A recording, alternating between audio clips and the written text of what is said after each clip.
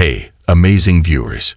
Before we go into this riveting narrative, drop your location in the comments below. We love connecting with you all around the world. Also, if this is your first time here, press the subscribe button and join our incredible journey. Let's hit 10,000 subscribers this month together. Your support means everything. The illusion of family. Santa Barbara awakens each morning with a quiet grace, the kind that settles into the bones of those who call it home. The air carries a delicate scent of the ocean, mingling with the subtle fragrance of jacaranda blossoms lining the pristine streets of Hope Ranch. It's a world where privilege and beauty exist side by side, where life is polished to perfection, or at least it appears that way. That morning, Jennifer Wilson stood at the marble kitchen island of her Spanish colonial home, preparing breakfast with a practiced ease. The sun streamed through the tall arched windows, casting soft golden hues over the gleaming countertops.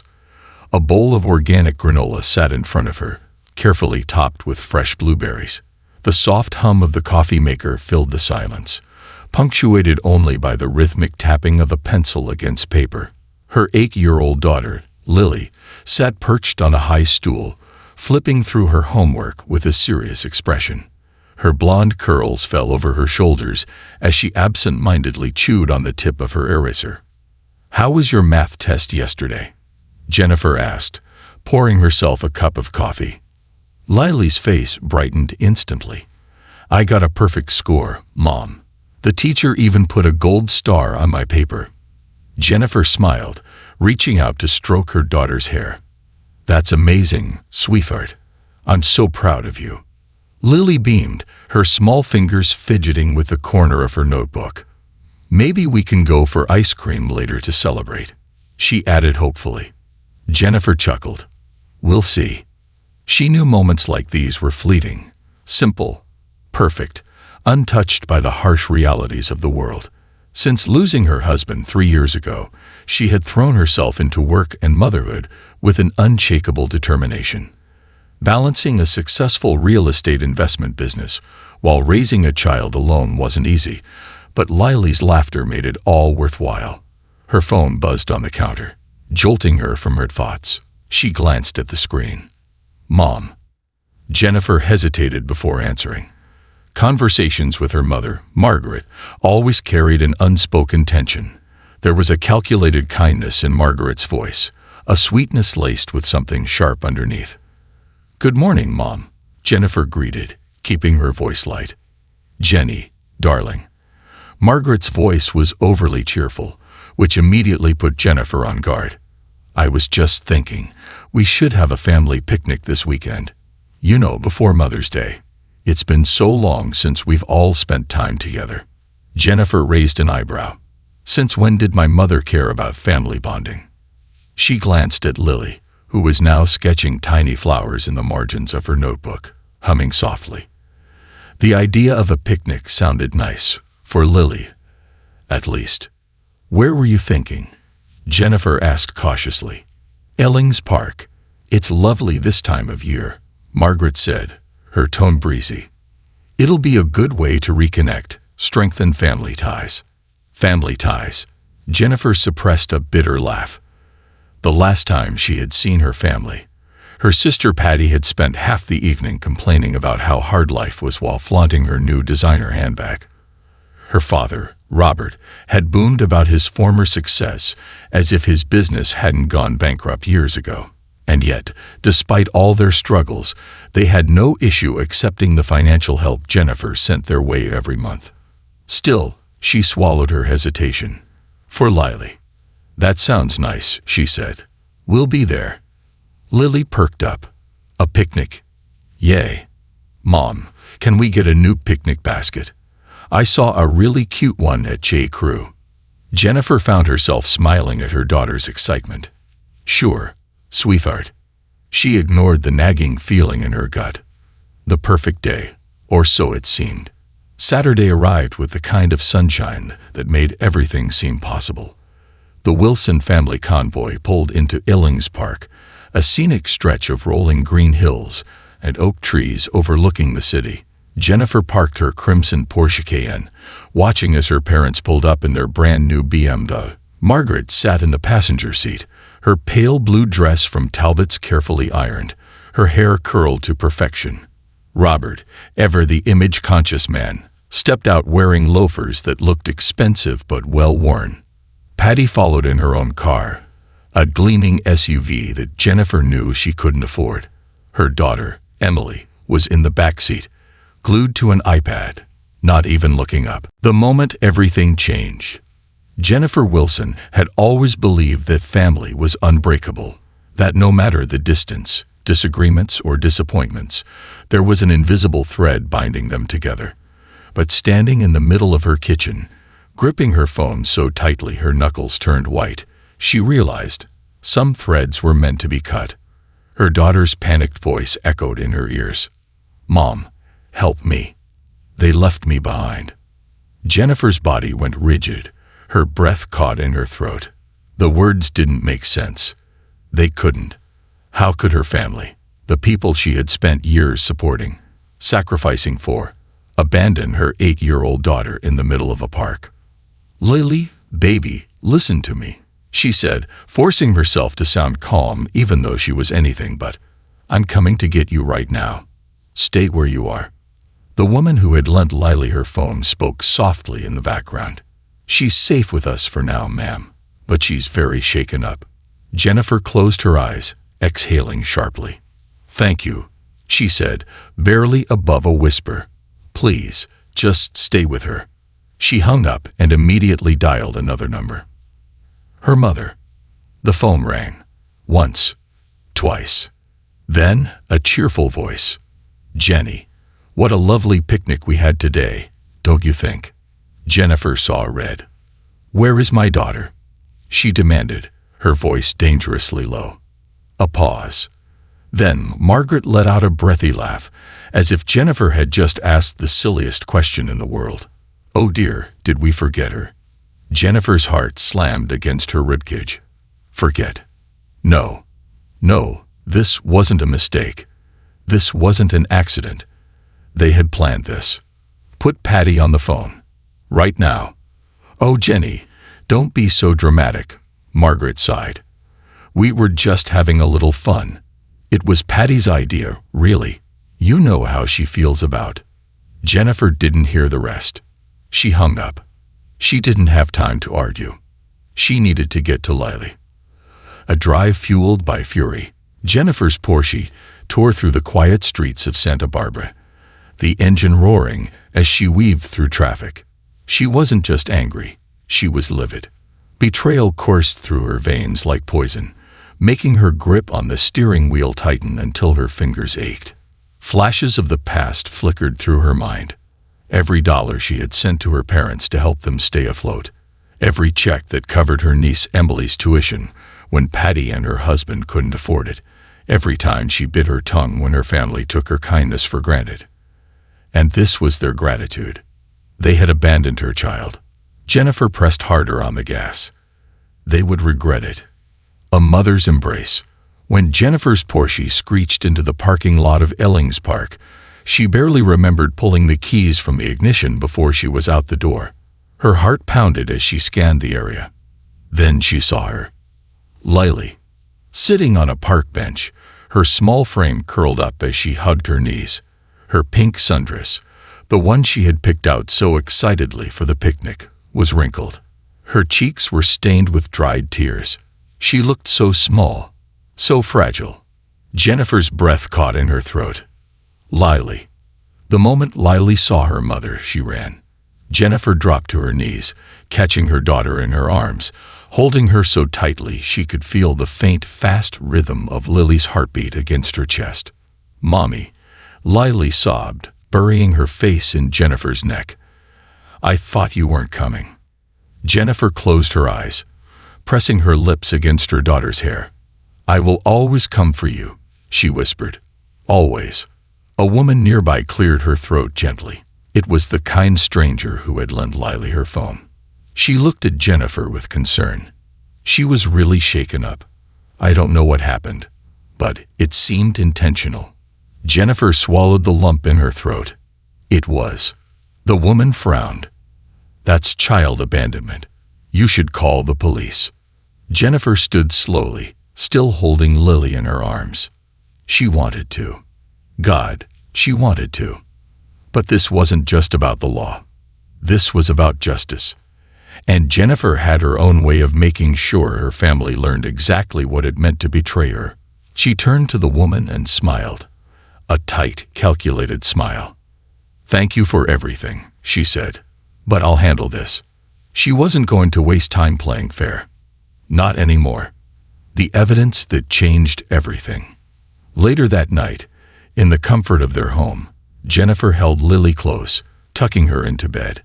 The little girl's body still trembled slightly, even as she clutched her stuffed bunny to her chest. "Mom." Lily's voice was small. "Yes, baby." "Why did they leave me?" Jennifer's heart twisted. She stroked Lily's hair, choosing her words carefully. "Because they're broken people," she said softly. "But that doesn't mean you're broken too." Lily nodded slowly. "Are we still family?" Jennifer hesitated. Then, finally, she whispered, "No, not anymore." Lily seemed to accept this answer. She snuggled deeper under the covers, her eyelids heavy. Jennifer stayed by her side until their breathing evened out, then quietly left the room. As she stepped into the living room, her mind raced. How could she make them pay? Cutting them off financially wasn't enough. They had to feel what she felt: betrayal, humiliation, and loss. She poured herself a glass of wine, but before she could take a sip, she noticed something on the coffee table. Lily's iPad. She picked it up absent-mindedly, intending to place it on the charger, but as she touched the screen, it lit up. And there, in crisp, clear audio, a recording. Jennifer frowned and pressed play. "Let's pack up while she's in the bathroom." "Yes, let's all leave together. She won't even notice at first." "Oh my God, this is going to be so funny. I can't wait to see her face when she realizes." Jennifer's blood ran cold. It was Patty's voice, and her mother's, and Emily's. Lily must have unknowingly left her iPad recording before heading to the restroom. They had laughed about it, plotted it, deliberately abandoned an 8-year-old child, her child, for their own amusement. Jennifer's hand tightened around the device. It was no longer a question of if she was going to ruin them. It was a matter of how. She picked up her phone and scrolled to her contact list. And then, with an eerie sense of calm, she sent a message. "Family meeting. My house. Sunday at 3 p.m. She attached the recording. Then she pressed send. And just like that, the game had changed. The reckoning begins. Sunday afternoons in Santa Barbara were usually peaceful, with the sun casting a warm glow over the pristine streets, the ocean breeze rustling through the jacaranda trees. But today, there was a storm brewing inside Jennifer Wilson's Hope Ranch mansion. It was 3:00 p.m. sharp when the doorbell rang. Jennifer stood in the foyer, a glass of red wine in hand, her face composed like a queen about to pass judgment on those who had wronged her. The security camera feed on her phone showed her mother, father, and sister Patty standing at the doorstep, shifting uncomfortably. Jennifer didn't open the door immediately. She let them wait. She watched as Margaret smoothed out the fabric of her expensive Talbot's dress, her perfectly manicured nails tapping impatiently against her clutch. Robert, her father, stood with his arms crossed, his annoyance barely concealed. Patty, on the other hand, looked the most nervous, biting her lip, avoiding eye contact with the camera. Jennifer took her time before unlocking the door and pulling it open. "You're late," she said flatly, though she knew they weren't. Margaret gave a tight smile. "Jenny, dear, we." Jennifer turned on her heel without another word and walked into the house. They had no choice but to follow. The living room was carefully arranged, strategic. A large, polished coffee table sat at the center, and on it, Jennifer had placed Lily's iPad. The screen was black, but the moment they sat down, Jennifer would press play. A slow, deliberate execution. She gestured to the couch. "Sit." Her mother hesitated before sinking into the leather sofa. Robert and Patty followed suit, exchanging nervous glances. Jennifer remained standing, towering over them. For years, they had taken her kindness for granted. Every check she had sent, every tuition fee she had covered, every bill she had paid on their behalf. It had been nothing but expected. Today, they would learn expectations mean nothing when you've lost your leverage. Jennifer leaned forward, her voice chillingly calm. "Before we begin, let's establish one thing," she said. "You're not leaving this house until I get the truth." Margaret scoffed, trying to maintain her composure. "Oh, Jenny, don't be so dramatic." Click. Jennifer pressed play, and the room exploded with the voices of her so-called family. The moment of truth. The recording was crystal clear. Patty's voice rang out first, unmistakably smug. "Let's pack up while she's in the bathroom." Margaret's voice followed, almost gleeful. "Yes, let's all leave together. She won't even notice at first." Then Emily's laugh, sharp and cruel. "Oh my God, this is going to be so funny. I can't wait to see her face when she realizes." Jennifer watched as the color drained from her mother's face. Patty looked like she might vomit. And Robert, who always prided himself on keeping the family's dignity intact, froze. Jennifer let the recording play to the very end, where Lily's broken sobs filled the silence. "Mom, help me. They left me behind."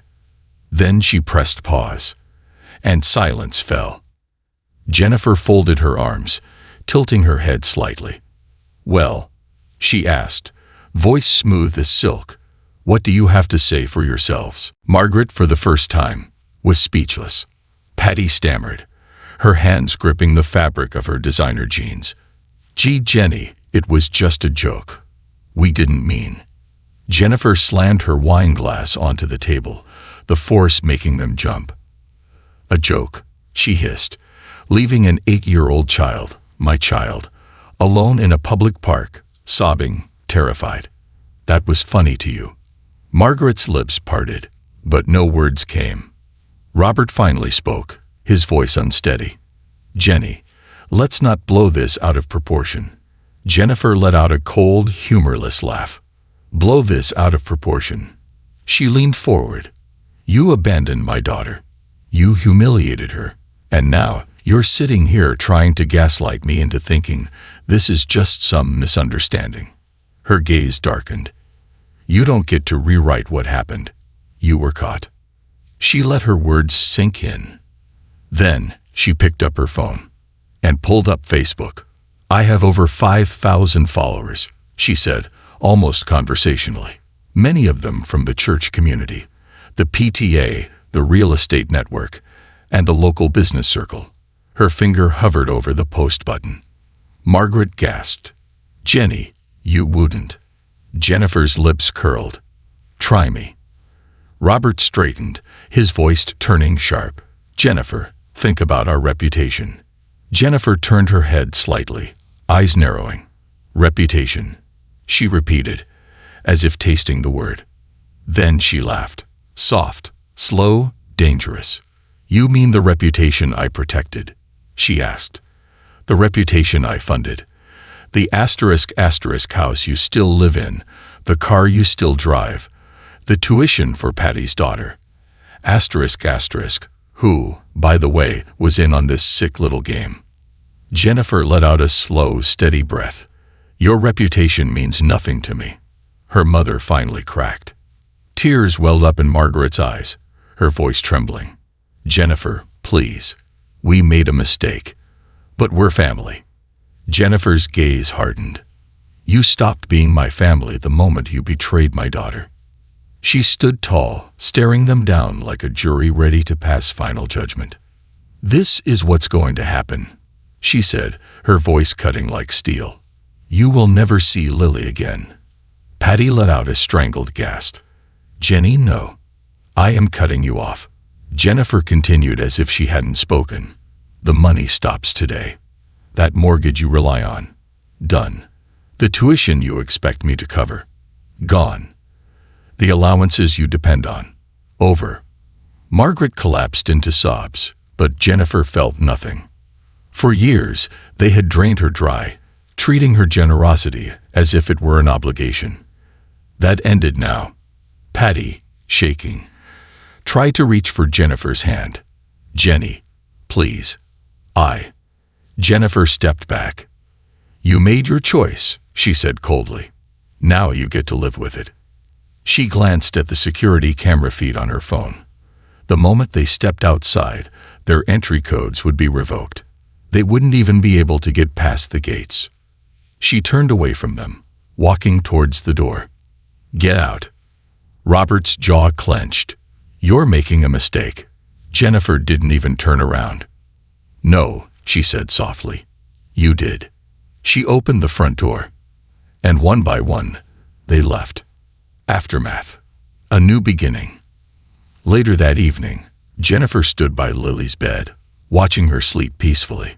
For the first time in years, she felt free. No more manipulation. No more guilt. No more family obligations to people who never truly cared. Just her and Lily. As she turned off the bedside lamp, Jennifer realized something profound. They didn't leave Lily behind. They had lost her forever. And for the first time, Jennifer didn't feel like she had lost anything at all. When the dust settles, the fire remains. For the first time in years, Jennifer Wilson woke up to a sense of peace that wasn't borrowed, conditional, or weighed down by obligation. The air inside her Hope Ranch mansion was lighter, the silence no longer suffocating, but freeing. The people who had drained her, betrayed her, abandoned her daughter, were gone. But the storm wasn't over yet, because some people, no matter how thoroughly you cut them off, don't understand when they've lost their power over you. And Margaret, Robert, and Patty Wilson were those people. The aftermath of betrayal. The day after Jennifer had thrown them out of her home, she had expected radio silence, expected them to lick their wounds in private, to sit in the ruins of their collapsed financial support system and process what they had done. But she had underestimated their desperation. Because when narcissists lose control, they don't apologize. They retaliate. It started with the calls. Jennifer's phone vibrated relentlessly, her mother's name flashing across the screen again and again. She ignored them. Then, the texts. "Jenny, please, let's talk. This is a mistake. Don't do this to your family. We'll figure this out. Just pick up the phone. How can you be so cruel?" Jennifer deleted them all. Then, the voicemails. Her mother, sobbing. "Jenny, I'm your mother. How could you do this to me? Do you know how humiliating it is to have my own daughter cut me off?" Patty, seething. "You're ruining Emily's future over one little mistake. You're heartless, Jenny, just like Dad always said." Robert, trying to play mediator. "Enough of this nonsense, Jennifer. We're family. You're overreacting, and it's time to be reasonable." Reasonable. Reasonable. Jennifer stood in her kitchen, staring at her phone as that word echoed in her mind. That's what they always did, wasn't it? Minimize. Dismiss. Gaslight. They had spent their entire lives convincing her that their bad behavior was normal and that her boundaries were unreasonable. But not anymore. Jennifer took a slow sip of her coffee, then calmly blocked all their numbers. Silence. That's what they deserved. The social fallout. Margaret and Patty had never worked a day in their lives to maintain their social image. Their status was built on appearances, lies, and borrowed money. Jennifer's money. So when Jennifer cut them off, she knew their next move wouldn't be an apology. It would be damage control. And she was right. By the afternoon, her social media feeds were on fire. Margaret had taken their family drama public. Jennifer scrolled through the Facebook post, her expression unreadable. Family should always come first. But what happens when someone you love turns their back on you? I never thought my own daughter would betray us like this, abandoning her family when we needed her most. We raised her, loved her, and now she's turned into someone we don't even recognize. Please, pray for our family during this difficult time. Jennifer let out a slow, cold breath. Of course, they would paint themselves as the victims. And it didn't stop there. The comment section was already flooded. Jennifer, that sweet girl. This doesn't sound like her at all. Margaret, I'm so sorry. Let me know if you need anything. Family is forever. She'll come around. Kids these days are so selfish. Jennifer's fingers tightened around her phone. They thought they could shame her back into submission. That was their final mistake. Because this wasn't just personal anymore. It was war. The public execution of lies. Jennifer didn't need to craft a careful response. She didn't need to spin a narrative or defend herself. She had the truth. And in a world ruled by social media, the truth was the sharpest weapon of all. She tapped her screen and began to type. Let's be clear. My betrayal was choosing to protect my daughter after my family abandoned her in a public park as a joke. Let's also be clear. For years, I financially supported my parents, my sister, and my niece. I paid for their home, their tuition, their lifestyle, while they took me for granted. And when they decided that humiliating an innocent child was funny, I decided that was the moment they lost access to my kindness forever. Family is earned, not owed, and I no longer owe them a damn thing. Jennifer pressed post, and the internet exploded. Margaret's little pity party shattered as people turned on her. Wait, they abandoned an 8-year-old. WTF. Jennifer has always been generous. I remember her covering the costs of her niece's tuition. This is unbelievable. You're lucky she didn't call CPS on you. This is disgusting behavior. You lost your daughter because you're terrible people. End of story. Jennifer leaned back in her chair, watching the illusion crumble. Margaret, Robert, and Patty had spent years crafting a fake image of their perfect family. And now, it was burning. The final nail in the coffin. Days passed. The calls stopped.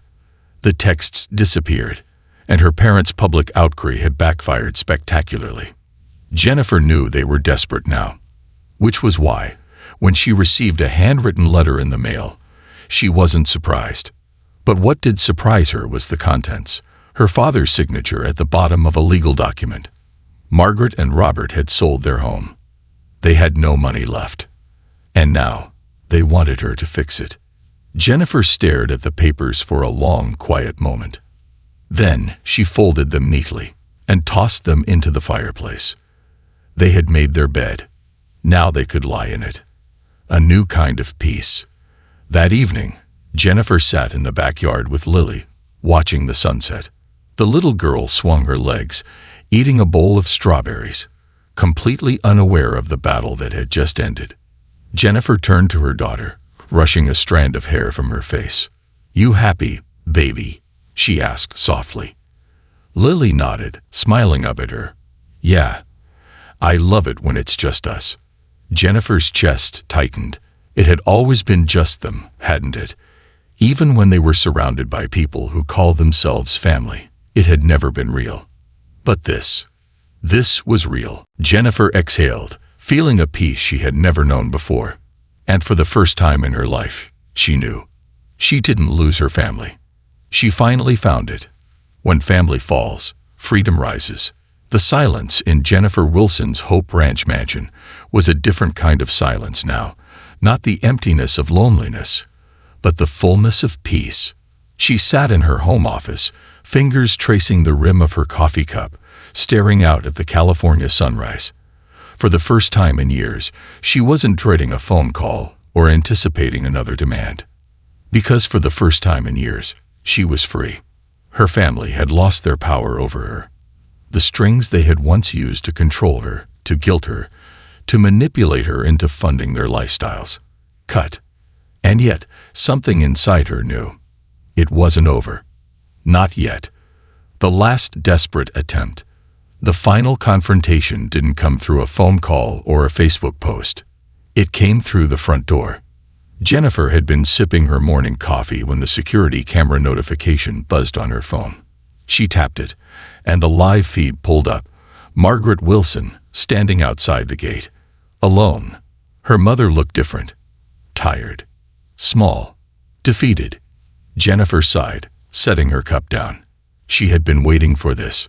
For months, Margaret had fought back with guilt, manipulation, and public humiliation.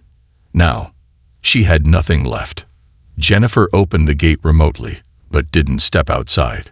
Instead, she left the door unlocked and returned to the kitchen, pouring herself another cup of coffee. Margaret stepped inside hesitantly, as if expecting Jennifer to slam the door in her face. She should have. Instead, she simply leaned against the counter, arms crossed. "Why are you here?" Margaret exhaled shakily. "Jenny. No." Jennifer cut her off. "No lies. No excuses. No blaming me. Tell me the truth." Her mother swallowed, eyes darting to the floor. For the first time in her entire life, Margaret Wilson looked ashamed. "I didn't think it would get this bad," she whispered. "I didn't think you'd really leave us." Jennifer let out a soft, bitter laugh. "You mean you didn't think I had it in me?" Margaret flinched. Jennifer set down her coffee cup and tilted her head slightly. "Why did you do it?" Her mother's lips trembled. "It wasn't supposed to be serious. Patty, she was always jealous of you, Jenny. She said you thought you were better than us. That you never let Emily shine because Lily was so perfect." Jennifer inhaled sharply, pressing her fingers into the counter. "So you left my child, your own granddaughter, alone in a park, as a punishment." Margaret wiped at her eyes, her breathing uneven. "I didn't stop it. I should have." Jennifer's jaw tightened. "No, you shouldn't have let it happen in the first place." Her mother looked at her, truly looked at her, for the first time in years. Jennifer didn't see the strong, controlled matriarch she had once feared disappointing. She saw a weak, desperate woman who had lost everything by her own hands. "I can't fix this," Margaret whispered. Jennifer's chest ached, but her voice remained firm. "No, you can't." A long silence stretched between them. Then Margaret asked the question Jennifer had been expecting. "Can we start over?" Jennifer exhaled slowly. The old her, the version of herself who had spent years bending over backward for her family, would have softened. But that Jennifer was dead. She didn't exist anymore. Jennifer turned, grabbing her house key from the counter. She held it up between them. And then, she dropped it into the trash can. Margaret's eyes widened. Jennifer met her gaze with a calm, steady finality. "No, Mom," she said softly. "We can't." Margaret's breath hitched, as if realizing, truly realizing, what she had done. For the first time, she had lost something she couldn't manipulate her way back into. Jennifer straightened, her voice unwavering. "I don't hate you. I don't wish you harm. But I am done." Margaret's lip trembled. "Please," she whispered, voice cracking. Jennifer only shook her head. "Go home, Mom." A single tear slipped down Margaret's cheek. She swallowed, turned on her heel, and walked toward the door. But before she left, she looked back one last time. "Goodbye, Jennifer." Jennifer exhaled, finally at peace. "Goodbye, Mom." And with that, her mother left her house, and her life. Forever. The beginning of something new. Jennifer stood on the balcony that evening, watching the sky turn to shades of gold and crimson. A warm breeze carried the scent of salt from the ocean, and for the first time in her entire life, she felt whole. Not because she had won, not because she had exacted revenge or made her family regret their choices, but because she had chosen herself. Lily came padding outside in her pajamas, holding a book. "Mom, can we read before bed?" Jennifer turned, smiling. "Of course, baby." As they curled up on the couch, Jennifer pressed a soft kiss to her daughter's forehead. "I love you, Lily." Lily giggled. "I know, Mom." Jennifer smiled. Because now, finally, she believed it too. This concludes the story. Thank you for watching until the end. I hope you found it enjoyable. If you did, please consider liking the video and sharing it with your friends. Don't forget to subscribe to our channel and activate the notification bell for more captivating stories. Have a great day.